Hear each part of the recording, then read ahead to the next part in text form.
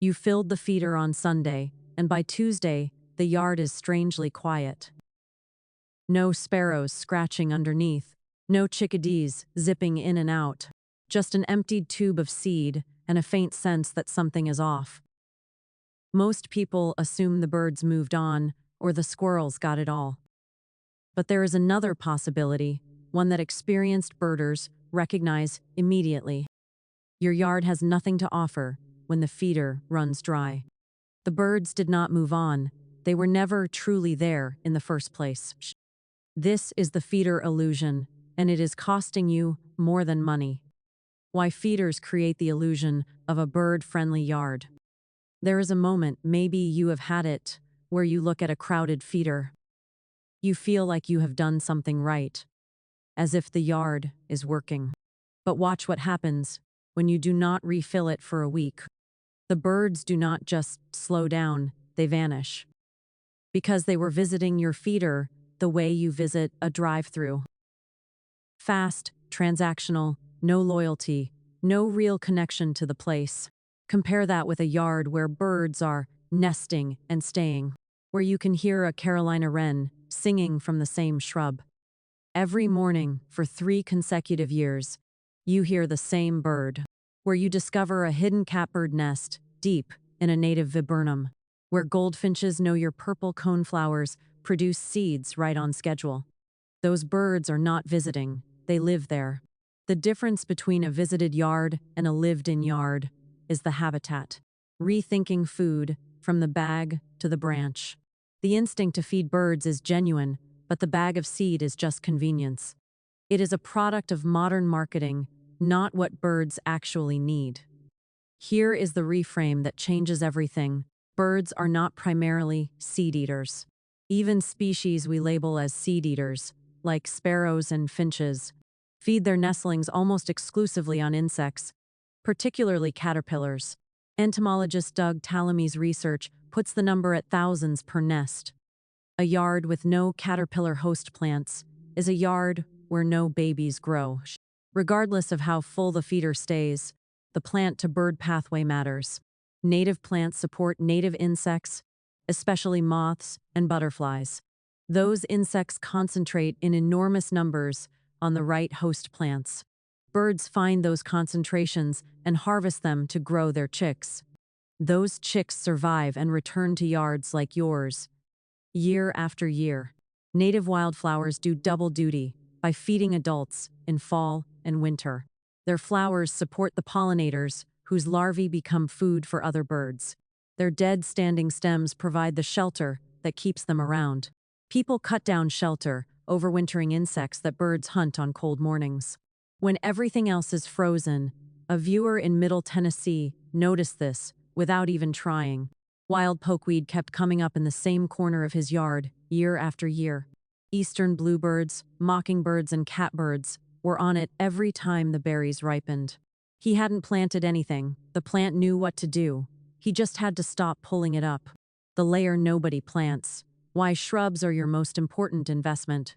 If there is one structural mistake that separates a mediocre bird yard from a thriving one, it is the absence of dense, native shrubs.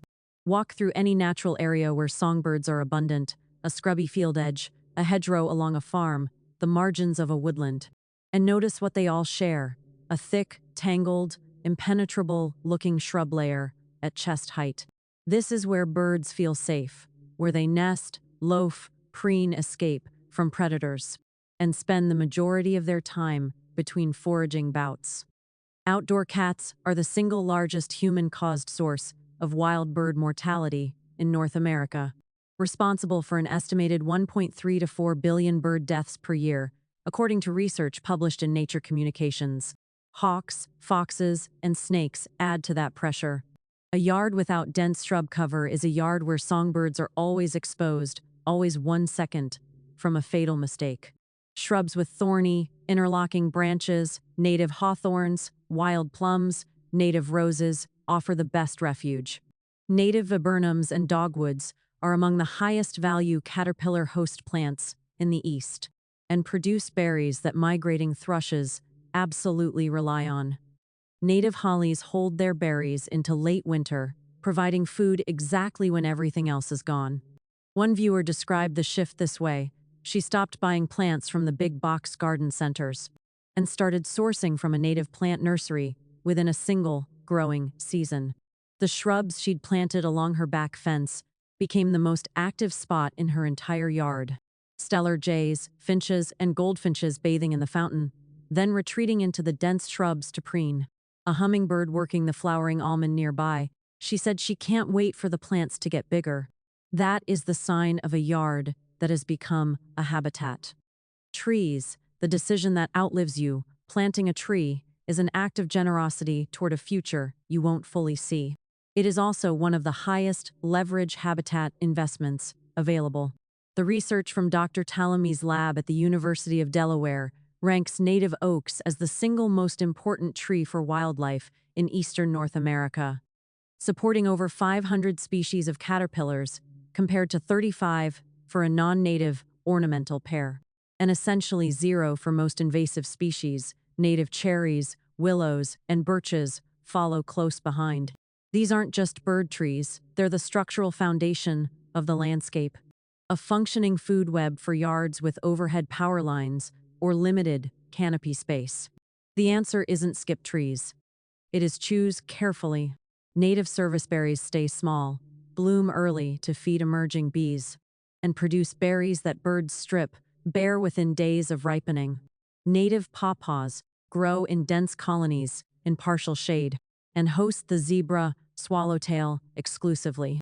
Shrub-sized native dogwoods blur the line between shrub and tree in the best possible way. The caveat worth repeating: where trees genuinely can't fit, tight urban lots, areas below utility lines, rooftop gardens, the shrub and wildflower layers become even more important to maximize. You work with what your space allows. Water, the fastest shortcut to more birds.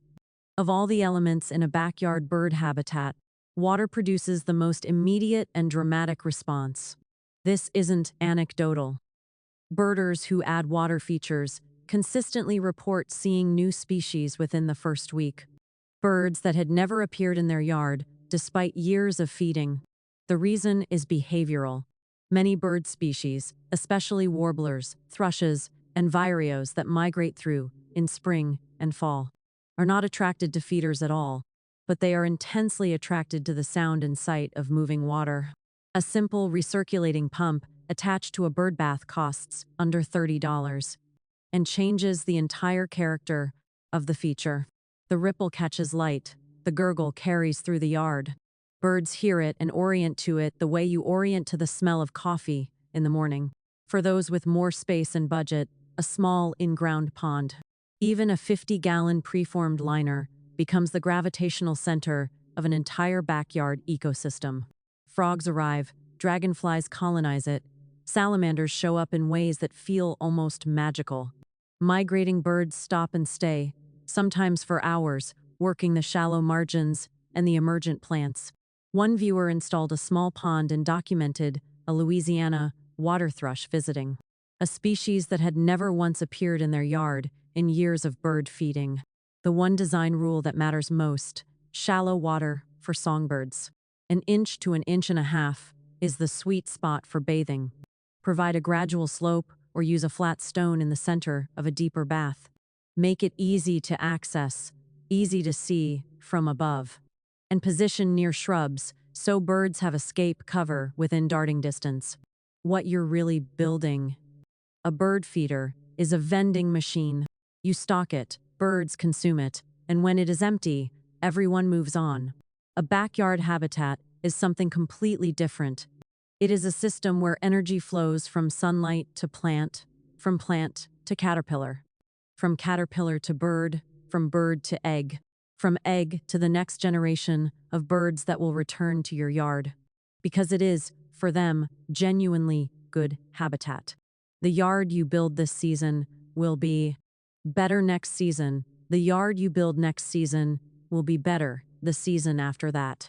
Plants grow, root systems deepen, insect communities establish, and bird territories form. The whole thing compounds over time in a way that a feeder never can. You don't need 5 acres. The viewers in the comments are building habitats in townhouse side yards. On apartment balconies in 30-foot strips of soil, they're getting results. Start where you are, add 1 shrub, plant 1 native wildflower patch.